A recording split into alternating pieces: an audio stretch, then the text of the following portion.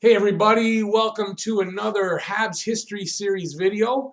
And in this video, I am going to talk about the 1967-68 Montreal Canadiens, and it's a season in review. Quick look at their season. There were some changes in this year. There was the expansion draft, so the first ever expansion in the NHL, which meant Montreal lost a few players. They drafted a few new ones and some good ones, and one or two young players coming into their own, I would say. And yeah, so they had the new teams in one division, Montreal in the other, and that's how it went. And Montreal ended up winning the Stanley Cup this season, first of two in a row. And I'm going to tell you all about it right here at Talking Habs, where everything is dedicated to the Habs and all things hockey. And if you're a Habs fan like me and you like to see old videos about the old teams, about the new stuff, game reviews and stuff like that, head down there, subscribe, ring the notifications bell. That's going to get you your daily fix of Blue, Blanc, Rouge right here at Talking Habs. If you're heading down there to do that, if you like the video, give a thumbs up and leave any comments you may have down there in the comment section about that season, about the video, anything, questions you might have, anything in the comment section down below. Okay, so it was an expansion year. Montreal, well, the NHL was the first time. They went from 6 teams to 12 teams, 2 divisions. Montreal lost, I believe, 4 players that were of any consequence, and they drafted a couple of really good players, and I'll tell you about it as we get along here. So what I'm going to do is I'm going to get the board out, as you can see a little bit of it, and we'll get right into it. All right, so their record that year was 42, 22, and 10. So that meant they played 74 games? 74 games. 74 game season. They were first in the East. I'm not positive. I should have checked. I assume they were first in the NHL, but I'm thinking maybe not because all the 6 new teams were in their own division. It's possible one of those had a better season than Montreal. Goals for, 236 goals for, which actually surprised me. I thought they would have more, considering they played against a lot of weak teams. Goals against, 167, which was good. Leaders of the team, goals, 31, Jean Beliveau. Assist leader, 46, Bobby Rousseau. Points leader, 68, Jean Beliveau, which means Beliveau was just, oh, sorry, I was thinking of something else. I don't edit, so that stays in. Penalty minutes leader, John Ferguson with 117.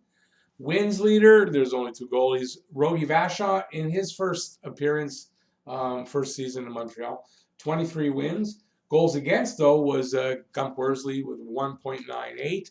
They didn't keep the save percentages back then, at least not where I looked. March 3rd, 1968, so that season, Beliveau becomes only the 2nd player in NHL history to play or to get 1,000 points, and he shares that with Gordie Howe. East Division standings, so let's look at how they did in their own division. They were first in their division, which we already went over. They had 94 points. The Rangers, surprisingly, because usually I've done a few of these, and the Rangers usually in the bottom, so I guess having the expansion either helped them and either that Montreal might have lost. So anyway, I think it just somehow helped them because a couple of teams, Boston and New York, had been kind of in the bottom of the league, and then in expansion, you can see they're much better in their division. So Rangers were 39, 23, and 12 with 90 points. Boston 37, 27, and 10 with 84 points. Chicago 32, 26, and 16, 80 points. Toronto 33, 31, and 10. And 76 points, and Detroit on the bottom, 27, 35, and 12 with 66 points. So this is the first season after expansion. GM is Sam Pollock still. Coach is still Toe Blake for the next couple of years. Captain Jean Beliveau, and they only go with one assistant or alternate captain, and that's Ari Richard. The notable players that they lost to expansion were Charlie Hodge, the goalie. Jean-Guy Talbot, he was I imagine he was probably 34 or something then. Defenseman, good defenseman, but aging. Dave Balam, I think a forward winger. And Jim Roberts, third or fourth line winger type, amongst others, but these were the only guys that were meant anything. Now, incoming was Jacques Lemaire, Mickey Redmond, Danny Grant, and Gary Monahan, I believe, from the draft. And they would do, Jacques Lemaire anyway would have a good season. Mickey Redmond would go on to becoming the guy they traded to get Frank Mahovlich.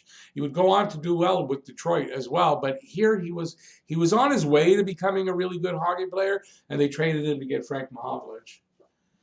They shut out the opponent 10 times this season and were shut out only 3 times, which is a great ratio. So let me get the other board and go over quickly what we got there. Okay, so let's go over their top 6 scorers. I won't go over everybody. I will go over the top 6 for the regular season and the top 6 in the playoffs, and you'll be surprised. They're not all the same. So for the regular season, Jean Beliveau, 59 games played, 31 goals, 37 assists, 68 points. Guess a bit of an injury year. He was getting to be near the end of his career at this point. Bobby Rousseau, 74 games, 19 goals, 46 assists, 65 points. Yvan Cournoyer, starting to emerge. I think this is his 3rd season or 4th. 64 games, 28 goals, 32 assists, 60 points. Gilles Tremblay, not J.C. Tremblay. Gilles Tremblay, 71 games, 23 goals, 28 assists for 51 points. I believe Gilles Tremblay is the forward. J.C. Tremblay is the defenseman. Dick Duff, 66 games, 25 goals, 21 assists for 46 points. And Ralph Backstrom, who would later go be the guy that they traded to the LA Kings to keep the LA Kings ahead of the Oakland Seals, so they would be able to draft Guy Lafleur. Ralph Backstrom, 70 games, 20 goals, 25 assists for 45 points. Now, we'll go goalies. Now, in the regular season, Rogie Vachon, his first season with Montreal, 23, 13, and 2 with a 2.48 goals against and 4 shutouts. Gump Worsley, 19, 9, and 8 with a 1.98 goals against and 6 shutouts. And remember that the 2 here and the 8, those are ties. Those are not overtime or shootout losses. Remember how far back this is. Now, in the playoffs, a little interesting because Yvan Cournoyer, they played 13 games, by the way. Cournoyer in 13 games had 6 goals and 8 assists to lead the team. Lemaire, the rookie, right behind him, 13 games, 7 goals, 6 assists, 13 points. And then Beliveau, the captain, 10 games, 7 goals, 4 assists, 11 points. So you see, Beliveau only played 10 games. I guess he was struggling with injuries. Claude Provost, 13 games, 2 goals, 8 assists, 10 points. And there, J.C. Tremblay, 13 games, 3 goals, 6 assists, 9 points. And Henri Richard snuck in. He didn't have a great season, Richard. Low on the points and didn't play a full season. I don't remember what was up exactly with that. I was too young, obviously. I don't remember hearing. 13 games, 4 goals, 4 assists, 8 points. So it's interesting to see that on the list here, 6 players that only Beliveau and I want to say there's somebody else. Cournoyer. Beliveau and Cournoyer are the only 2 on the from the top 6 during the season that were also the top 6 in the playoffs, which is interesting. In the playoffs, Worsley started at 8, went 11-0 anyway. Well, he started at 11 and he didn't lose. That's obvious. 188 goals against and a shutout. Vachon started 2 games, 1-1 with 2.12 goals against average. So obviously, and you can notice in the playoffs they went with the experienced goalie, whereas during the season you can see the kid played a little bit more.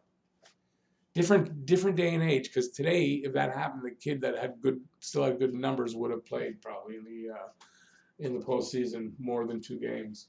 Awards that season: the Prince of Wales Trophy, which was the equivalent of, I think, the President's Trophy today. So that's why I think they won the whole league as well, as far as record. It would have to be they won the Prince of Wales Trophy. Claude Provost won the Masterton Trophy. The Vezina Trophy was shared by Vachon and Worsley. They beat Boston and Chicago in the first 2 rounds to get to the finals. They only had 3 rounds back then. And in the finals, in the first 2 games, they were in St. Louis. I don't know why. I think just because they were the expansion team. I think that's what happened. Montreal beat them 3 3-2 in overtime in the first game, 1-0 in the second game, and back at home it was 4-3 in overtime in the first game at home, so the third game in the series, and they beat them 3-2 to win take the cup. And I believe they did that again next season. And next season, Jacques Lemaire would emerge a little bit more. I'm not going to go into next season. I'm going to jump ahead when the team changes up a little bit. Instead of doing every season, I'm going to change. I'm going to do the seasons where the team is, changing or things are emerging. And yeah, so they win the Stanley Cup. I believe that's their 14th Stanley Cup. And they would go on to win 10 more, of which I would remember clearly 8 of them. So this might have been their 15th, actually, because they won in 69 and 71 and 73. I saw those. So this is their 15th, excuse me.